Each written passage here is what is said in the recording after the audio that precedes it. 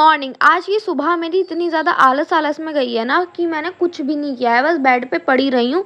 फिर video post करने के बाद मैं नहाई, फिर मैंने कॉफ़ी पी और उसके बाद मैं सो गई क्योंकि मुझे और कोई काम नहीं था, लेटी रही मैं बस। उसके बाद मैं शाम को सीधे ये व्लॉग कंटिन्यू कर रही हूँ और अभी भी मैं कुछ काम नहीं कर रही हूँ, कुछ इंपॉर्टेंट वाला काम नहीं कर रही हूँ, बस तैयार होकर खुद को शीशे में निहार रही हूँ कि मैं कितनी अच्छी लग रही हूँ। और मेरे बाल देखो कितने लंबे हो गए हैं पहले से।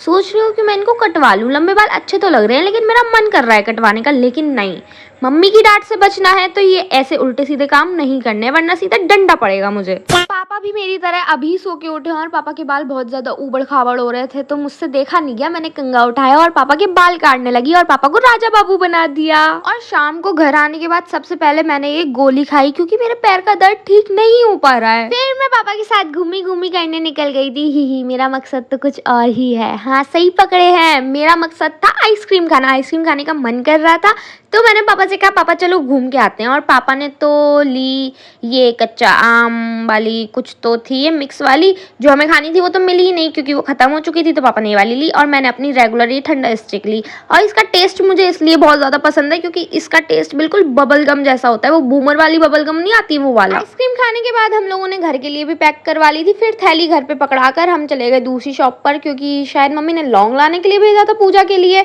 हाँ शायद लौंग ही लाने के लिए भेजा था।